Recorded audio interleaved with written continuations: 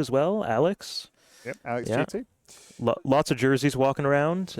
Some I think more serious than others. Team Sigil's definitely one of the more serious ones. But it's good to see the camaraderie, at least within the teams and across the regions. Absolutely. And Ben Westmore of Team Toxic. So we have a bit of a Team Toxic versus Team Sigil adversarial matchup. There you So it'll go. be great to see. There was talks about Team Toxic renaming themselves to Poison the Well so that we'd be the counter to Sigil. But that didn't happen. It's a bit on the nose, isn't it? But You know what? If we have life gain heroes in Rosetta, that might be the way to go. Maybe Poison the Well becomes that new best card that you can take, beats Sigil and whatever else Verdance comes out with. absolutely. So we'll see which player's going first. We don't know yet. So they're just shuffling up and going from there. Ooh, it looks like a full 4-card equipment suite from Ben there, though, and possibly the same for Anton as well.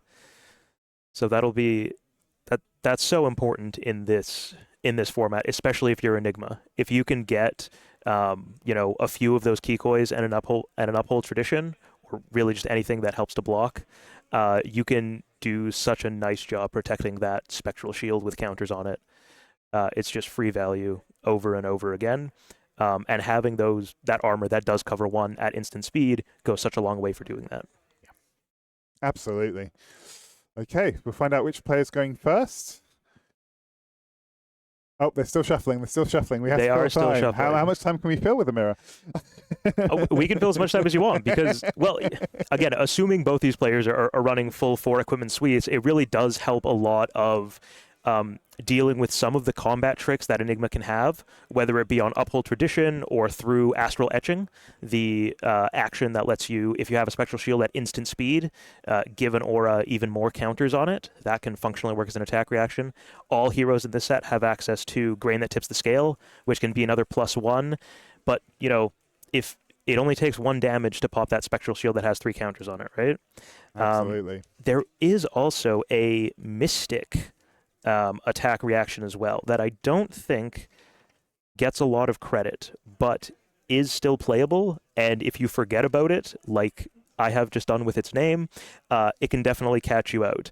Wide Blue Yonder. So target attack gets +1 for each blue card you've pitched this turn. If you're playing Enigma, That could be a lot of blues. it could be a couple of blues, and it's just better lunging press because it can target weapons, and it can be that trick that you need to sneak some stuff over. Okay, so we're drawing up here. Okay, let's see who's playing first. Looks like is it Ben?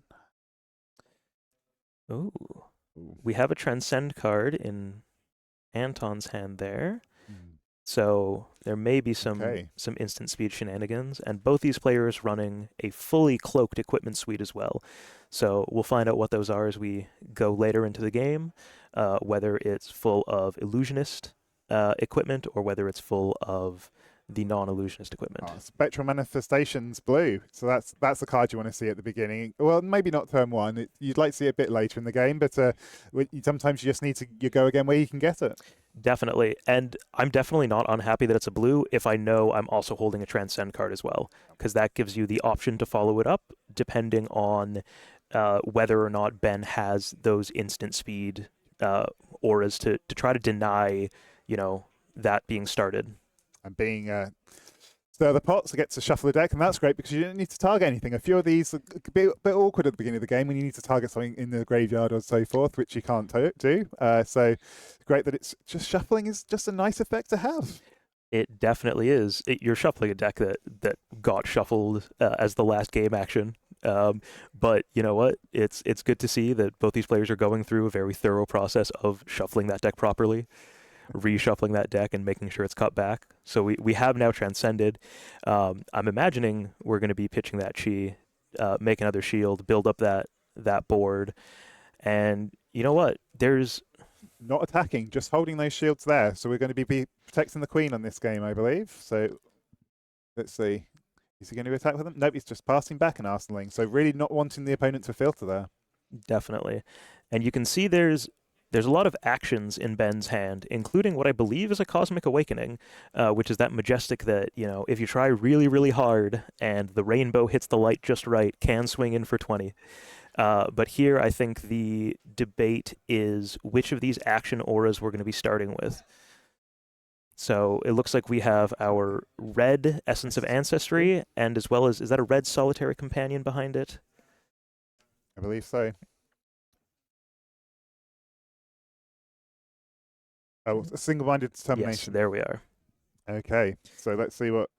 So not a lot of things that can create counters that will give you your go again there. No, this may be an attack turn instead of an aura turn, because both of those will fully consume your action point as well. So playing out the Tidal Surge, which is, it's a big blue attack. It's not been buffed up quite yet. Nope. But 5 damage is 5 damage. It's going to take probably 2 cards off of Anton if he wants to protect both of those shields, or a card and an equipment, which I think you'd also be pretty happy with at this point in the game. But from Ben, it's just a tad unfortunate that with all these instant speed shenanigans, there's not really anything that can come out in this first turn cycle. And of course, that Cosmic Awakening is going to go to the bottom of the deck. The question is, does the game last long enough to use it? Well, the game has to last long enough, and you need the full 4-card hand, because you do still have to pitch 9, so you need to have 3 blues for it, whether they're cheese or not. You can't cheat it out as easily, especially if you don't have that lovely Traverse the Universe, which nobody's going to be running in this format. You can wish. Definitely. So Anton, thinking hard about blocks here, the hand looks like it can block to some degree. I think it's just a matter of optimizing, which of those blues you really want to keep for the next turn, or if it's worth giving up the board. But I don't think it's worth giving up the board at this point.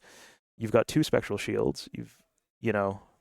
It's 4 damage that swings almost free. 2 of it free, 2 of it having to pitch a little bit into it. He has to think, does Ben have a Transcend card? Because if he can Transcend, then suddenly those shields are going to go. That's true. But with 4 cloaked pieces of equipment, I'm assuming a couple of them will at least be able to protect, if that is the case. So the play may be cover 5. If you have the Transcend card, that's fine. I can give up a piece of equipment on this. Or just skip straight to no blocks, give up the board, and then rebuild. So we saw the gesture there where we're looking to take 3 damage, giving up 2 Spectral Shields with counters. I'm very curious to see how Anton sculpts this turn, because it's going to have to be really nice to give up what are 2 premium features. But you really need to know when to hold them and when to fold them. And Anton's deciding not to protect those shields, even though they would represent 4 damage. Definitely. So there's Waxing Spectre blue in hand, so that can definitely be played out, and then it looks like we'll be able to Transcend at some point after that. That's why. That is why. So Strange Spectral Manifestations red, and that is really a power card in this set. It definitely is. Now, this Spectral Shield you are definitely protecting with a little bit more effort than you did on those other 2. On that previous board, you actually had to pitch a card to attack for that full 4 damage. With this, thanks to Enigma's hero ability, it just swings for free. So there's a lot of stuff that can get built up with this board. I don't know if Anton's going to end with too much ward, probably end with ward 3, but it's enough to threaten, and you only need to protect, really one of those, and be more than happy with it. And of course, he's got another Transcend card in hand. So the question is, does he decide to Transcend this turn? I feel like there's very little downside to it. After this Spectral Shield attack resolves, keep the chain open, give it a -1 so you're not losing that damage point. You can make another Spectral Shield. You can play out that Waxing Spectre. That will come in with that +1 counter as well, and then you just get to keep swinging. We're really seeing the powers of the blues in this set. I mean, he's played 1 red and got 3 blues in hand, and he's coming for quite a bit of damage and ward there. Most definitely. And we are now seeing a block from Ben here, which is, and especially blocking that first attack against an Enigma, probably says, the hand can't do too much, which is not the place you necessarily want to be in. You want to have something strong to swing back with when you are trying to specifically destroy that Spectral Shield with those 3 counters on it. So we're just seeing Anton thinking now about his next play. Is he going to play the Waxing?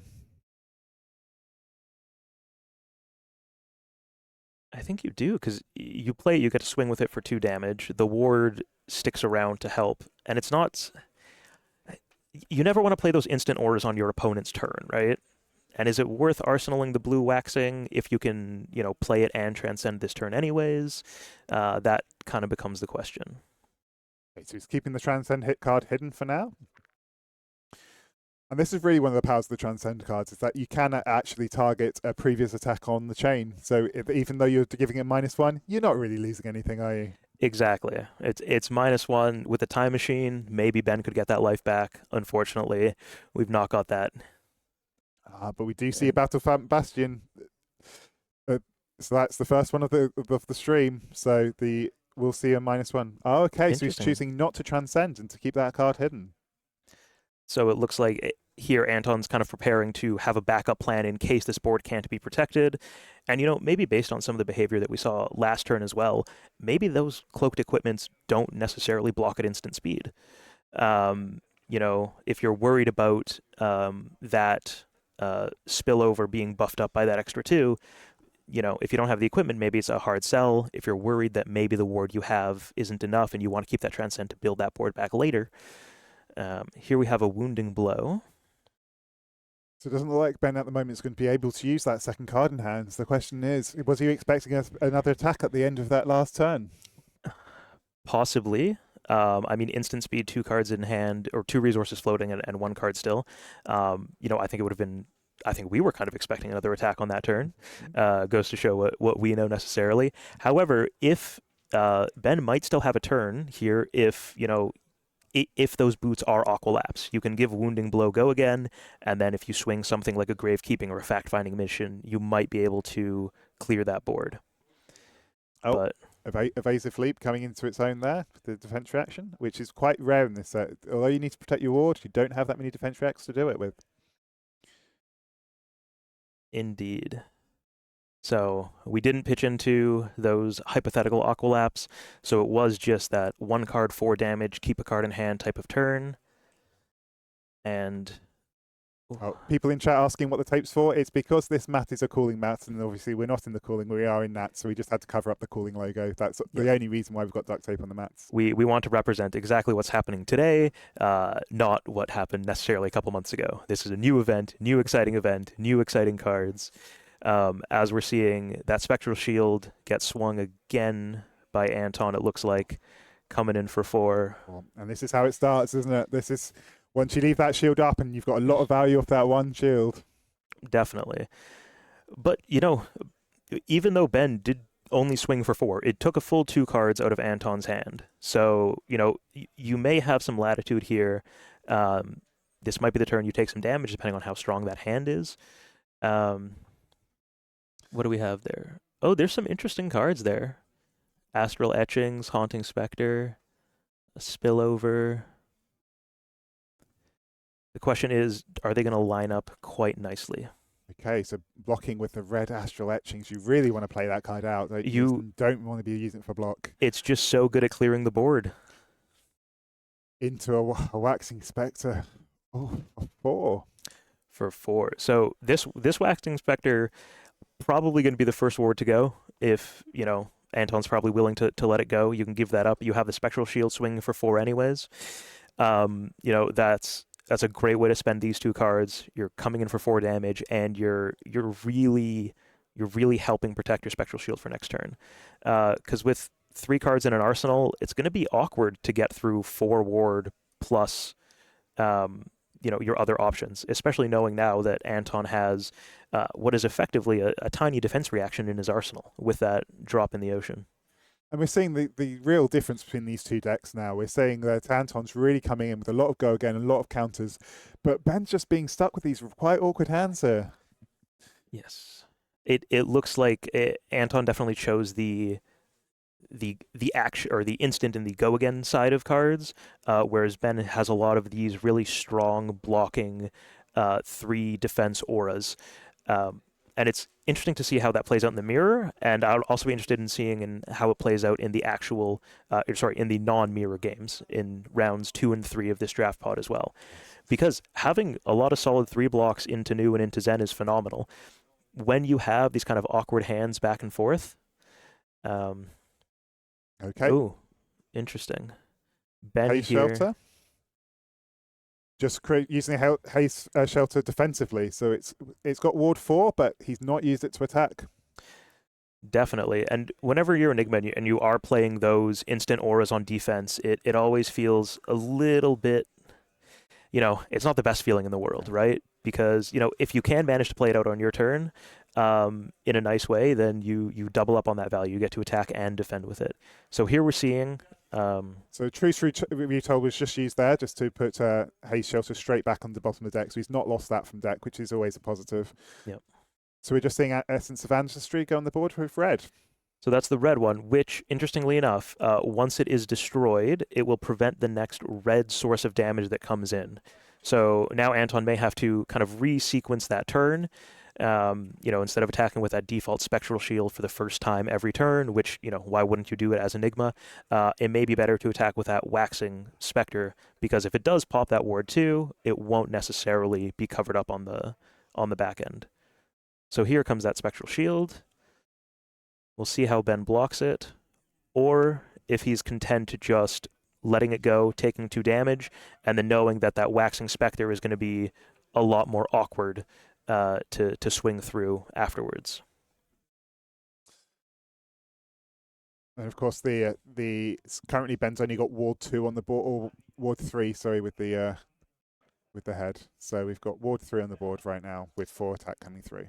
But at the end of the day, he's got 18 life and not much of a board that he necessarily wants to protect, right? Essence of Ancestry gets its value once it's destroyed, not while it's on the board.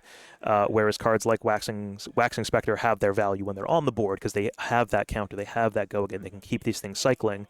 So I think if I was in Ben's situation, I'd be pretty happy taking this if I have a hand that I'm comfortable playing back, and you're going to have to throw damage to start breaking through some of those wards. Each turn as Anton adds another ward, it's harder to get back. And of course, with the 30-card deck format, every card matters. Every card you're blocking with is a card you're not attacking with. So you really need to make use of both on both sides of the turn with the Enigma. So, well, except for that Haze Shelter that we just saw, that card you blocked with it, and because of that Truth Retold, it will be coming back to you eventually. Astral Etching's red coming in as an instant, as he already has a Spectral Shield on the board. So that's used basically as an attack reaction now. It's not an attack reaction itself, but using it as an instant, always good. Definitely. Now if you're Ben, I think you just can't block. You need to keep every single card in your hand, even if it's just to give you one extra little point of value. That might be the one extra little point that manages to pop that Spectral Shield. But we'll see. If you have the awkward hands that we've seen him have in previous turns, there's not necessarily much you can do about it. But a free weapon swing for 7 with go again every turn is either going to run you out of life or run you out of deck real fast. So there's got to be some response coming up. Not even an Anathos is a 7, so to be able to protect that would be big for this game. I mean, it's a rock with no restrictions. That's how often can you say that realistically? Okay, Ben's just thinking. So although he could always play some instants here before it hits. Okay. Okay, and what do we get? Haze Shelter blue. Blue Haze Shelter. Well, spending 2 cards to block 2 is never a position that you really want to be in, and I think it just says that Ben has drawn another one of those really awkward hands. And he's got the Transcend. He's got Drop in the Ocean, I believe, but it's is it going to be enough, or is it just going to be a drop in the ocean? It's a drop in the ocean this turn, but it lets him take a Spectral Shield on his own turn, and then maybe there can be some strong follow-up there as well. Okay. Coming for 6 with 5 ward on the board. Okay. Do you think Ben is holding on to an Uphold Tradition in the arm slot there? Because based on his play pattern, I'm not certain that he is. Otherwise, I think you may just you probably hold on to that Haunting Spectre from last turn, that red one that you can just swing for 4 with go again. But I think he may not have that source of go again, right? No, I think in the arm slot he's got the Aquamarines. I think he's flashed it one of the first turns. So I think so he's waiting to play an attack rather than an aura. But yes.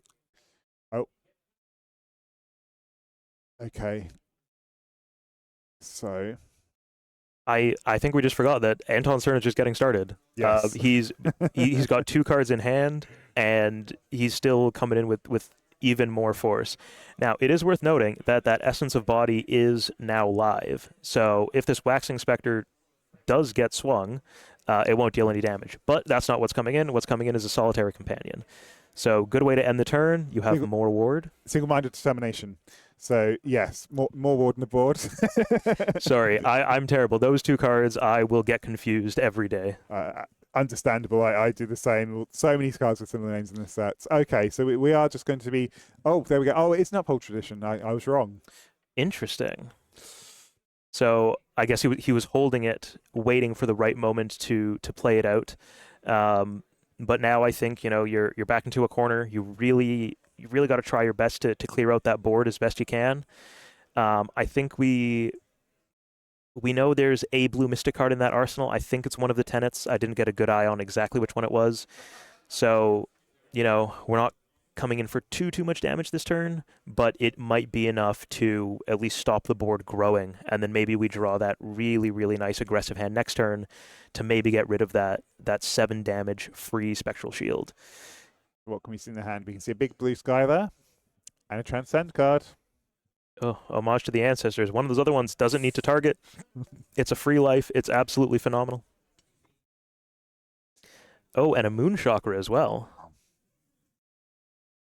And a red Moon Chakra to boot. So interesting. I wonder if that one makes its way into the arsenal and is there just as insurance for the rest of the time. Anton definitely wanting to protect this board for the rest of the game now. If he can just protect this, then you're looking at a lot of damage each turn. Yeah, it definitely is. But the hand blocks a little bit awkwardly. I mean, Big Blue Sky you can make do a lot of work if you play it Transcend, get that extra defense buff, and then you have another chi. You can cover that ward 1 if you want to. You're also Transcending, which will automatically turn your will turn on that Moon Chakra as well. I think it's going to be really, really tough for Ben to punch through some damage here. Yes. Okay. Another drop in the ocean. Third one this game. I think it's Anton's first one. He's just been holding it in Arsenal for a while. Yes. Yeah. Okay, so he has transcended now, so he can always pitch in to create another shield. Yeah. First 10 out of chi. And droplet. Interesting. So this droplet's now coming in for 6, which is probably the best case scenario for Ben. 2 cards. We know you're holding a blue in the arsenal. Being able to swing for 6 is probably a good way of getting this done. And then 6 damage. You know what? I think there's enough ward on the board. Maybe you give 1 card. You say bye to the red Waxing Spectre, and your single-minded determination, and you end the day happy that you still have your 7 attack weapon swinging.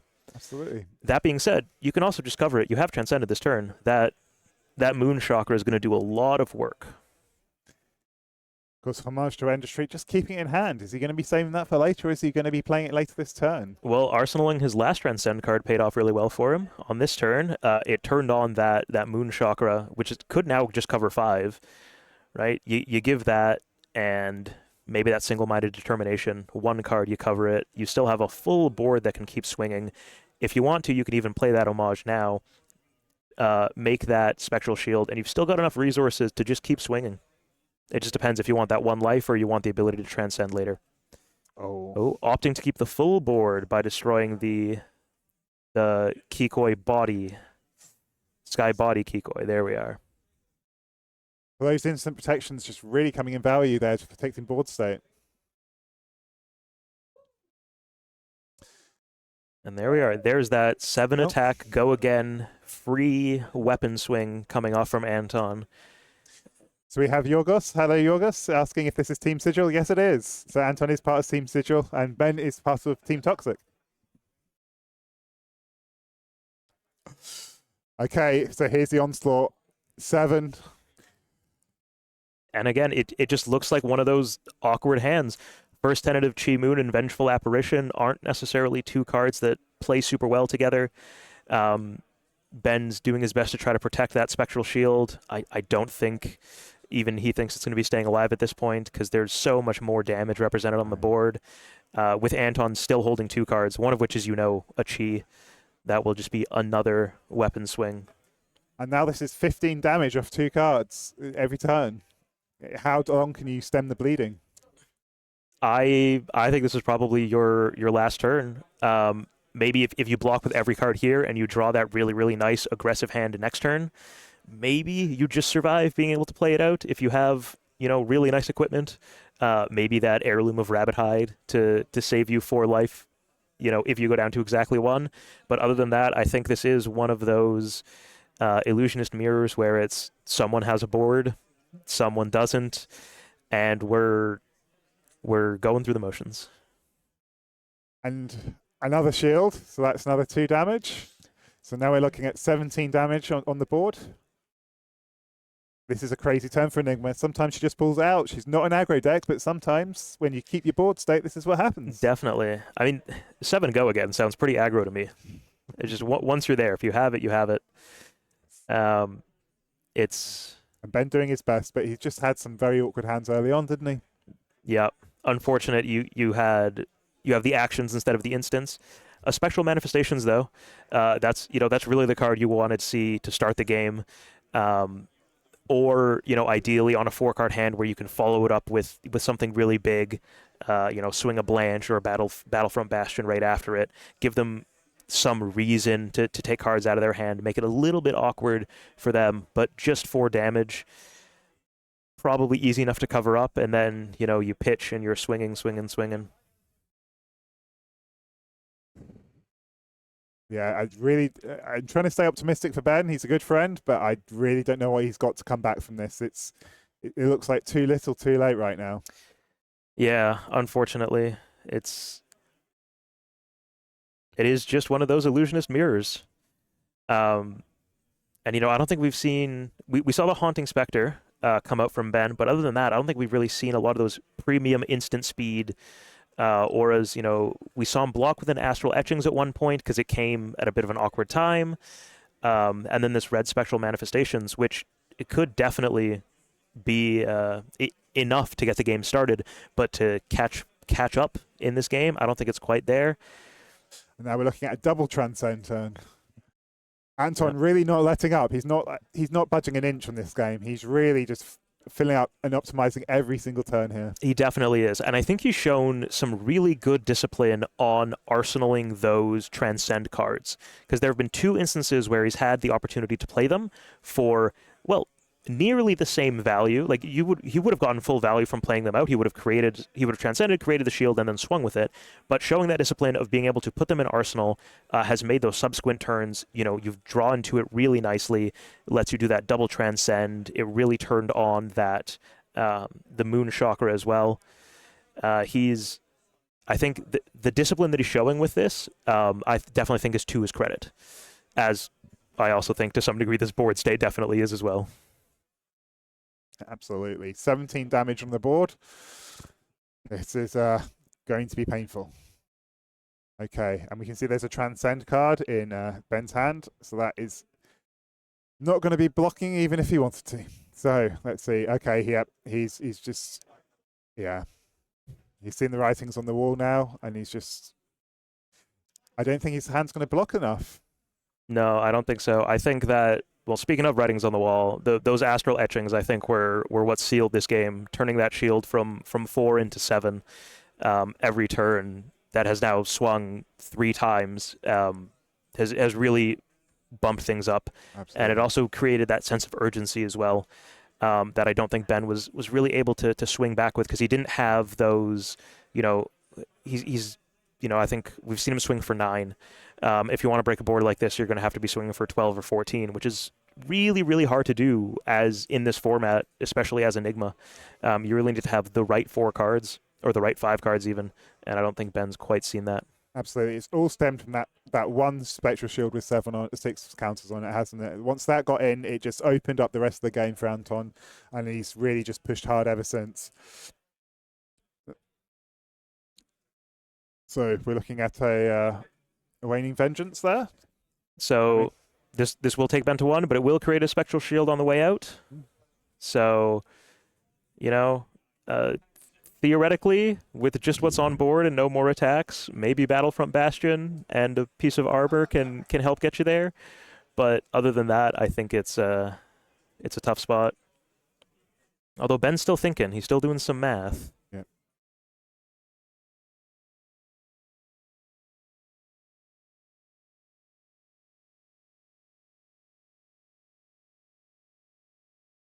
Yeah. There's not much longer that Ben can hold out for us, though. It's No, he's hanging in there, but he is hanging in there. the question is, what can he do in return? Well, that's the thing. I think the answer is wait and, well, if Anton draws 2 blues, he's got to do this all over again. But, he doesn't have that. He doesn't have the equipment next turn, and it's just becomes. Oh, We've got such a strong board. We've ran out of spectral shields. yeah. There we are. Ben did his best there. He's well played, but unfortunately, it was not enough. No. So we've seen sometimes people talk about the 20-0 Enigma plan. This isn't quite. It didn't go quite that strong, but certainly we did see there. Once you start getting a hold on the board state, there's no letting go. Most definitely. So the life total said 17, but we had so much ward on that board. The effective life total was over 20. I think I'm putting this down in my book as one of those 20-0 Enigma games. And it's, we saw it happen now. Hopefully we get to see a different matchup. And if we do see Enigma versus Enigma again later today, hopefully it's that nice back and forth. But yeah, absolute props to Anton. I don't think we should discredit him saying, oh, he got a board state first. He won based on luck, because like we said, the discipline of arsenaling those transcend cards, even though you could have played them out during that turn, paid off dividends for him. It really helped him keep that board pressure up turn after turn after turn. Because if that offensive pressure and the building of the board state lessen at any point, it can definitely come back. Ben didn't quite have the window to do that with his cards, unfortunately, but I think it was good insurance from Anton that he kept it going.